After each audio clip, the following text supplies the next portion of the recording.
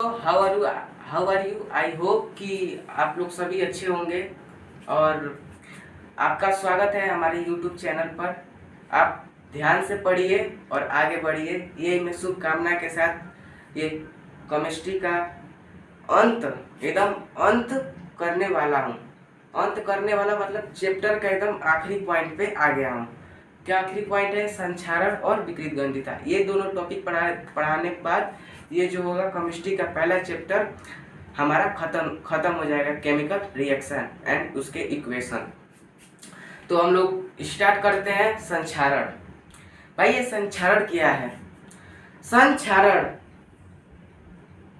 मतलब किसी वस्तु को बचाना, जंग लगने से बचाना। मतलब कोई वस्तु अगर खराब हो रही है तो उसे कुछ उपाय देकर संक्षारण करके उसे बचाना।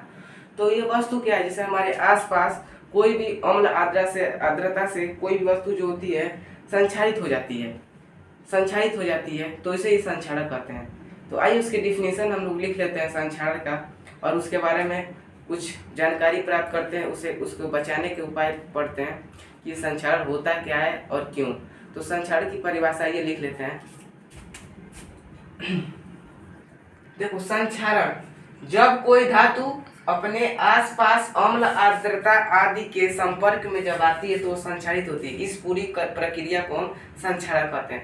भाई ये संक्षारण होता क्या है? जैसे मान लो कोई नोट करके लिखिएगा, इसको नोट करके लिखिएगा, बहुत इंपॉर्टेंट है। लोहे में जंग लगना, ये कौन सी क्रिया है? तो लोहे में जंग लगना ये संक्षारण है। इसे अब क्या संक्षारण में क्या होगा आपको? जैसे लोहे में जंग लगना है तो उसके उपाय बताएंगे, संक्षारण के उपाय रोकने का।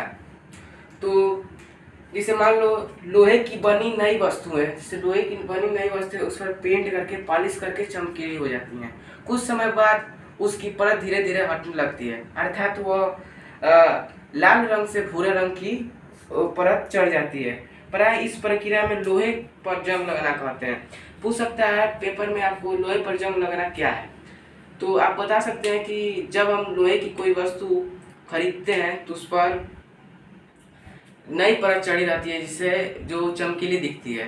कुछ समय बाद उसकी परत जो होती है गिरने लगती है, अर्थात उस पर जंग लगने लगता है। इसी पूरी घटना को हम लोहे पर जंग लगना कहते हैं।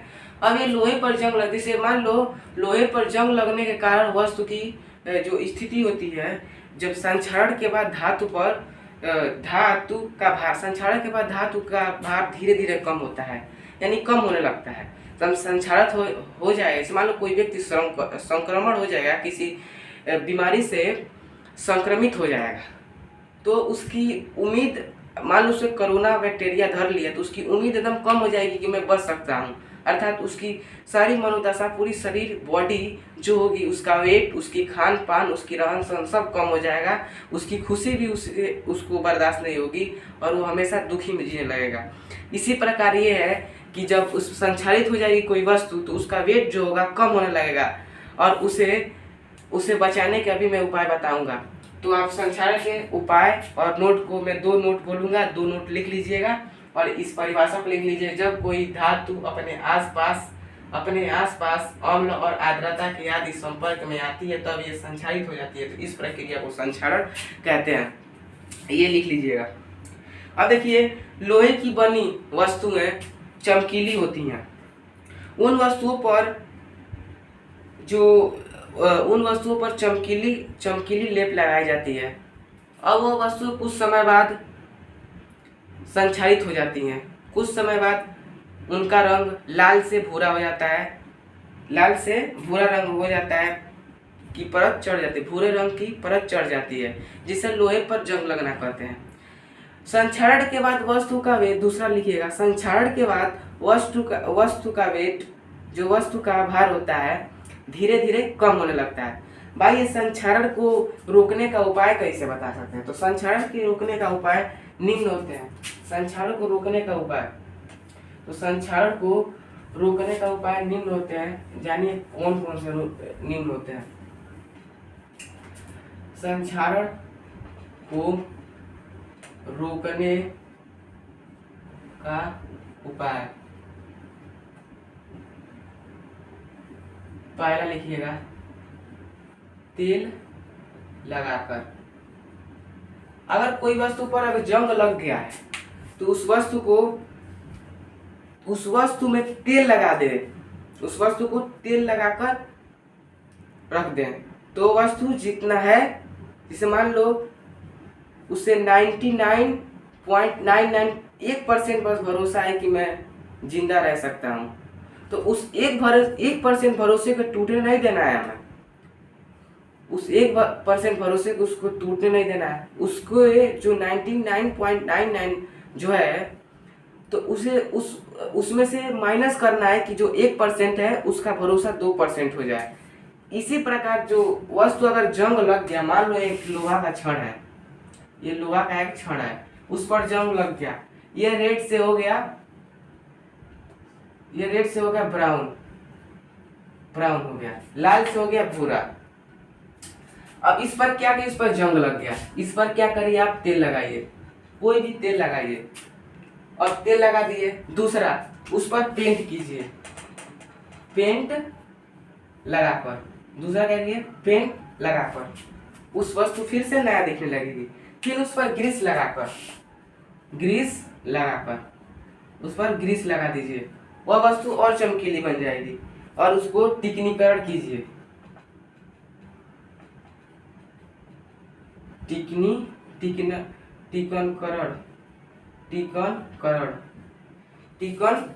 कीजिए।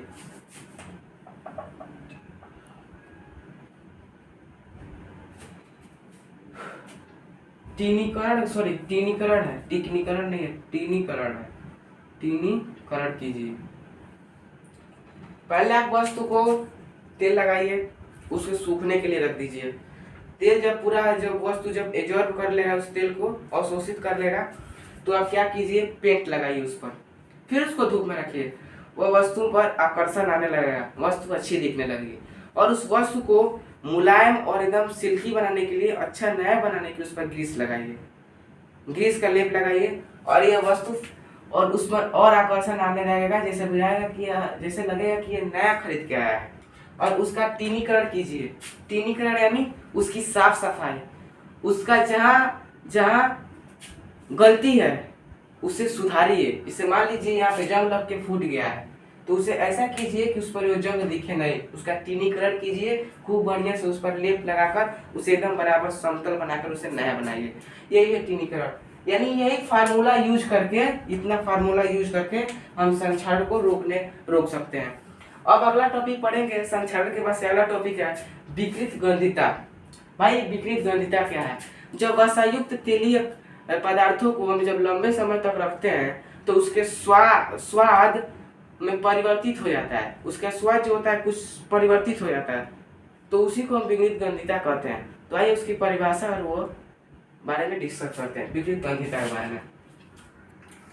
विकृत गंधिता, देखिए अब विकृत गंधिता, वसायुक्त अथवा तेलीय।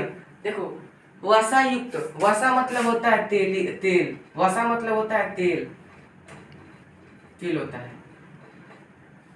हाँ, हमें तेलीय चीज कम खाना चाहिए। अगर सेहत को अच्छा बनाना है और हमें फिटनेस दिखाना है तो तेलीय चीज कम खाना चाहिए, फास्ट फूड कम खाना चाहिए। जैसे हुआ मोमोज हुआ, आपका चाउमीन हुआ, बर्गर हुआ, वो सब कम खाना चाहिए।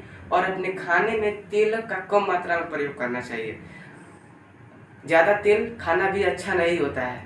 हाँ, तो यहाँ पे बोल रहा है वसायुक्त और तेलीय खाद्य सामग्री।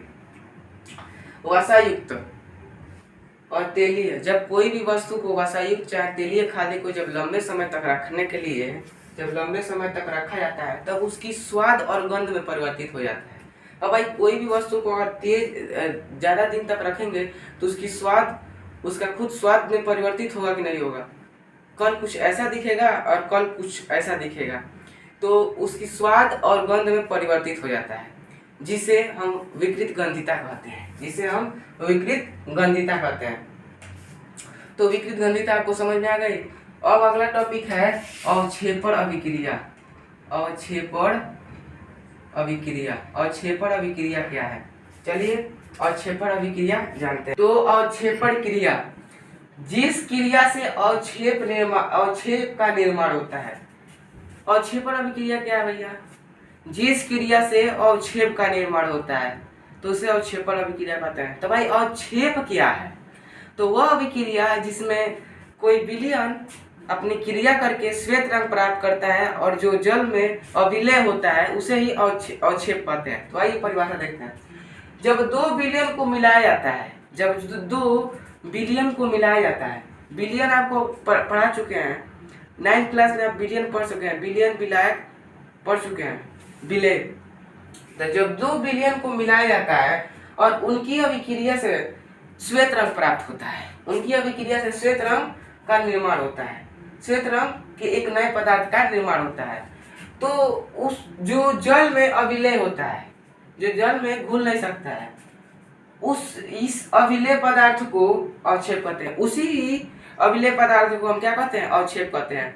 देखो, अवक्षेपण क्रिया जिस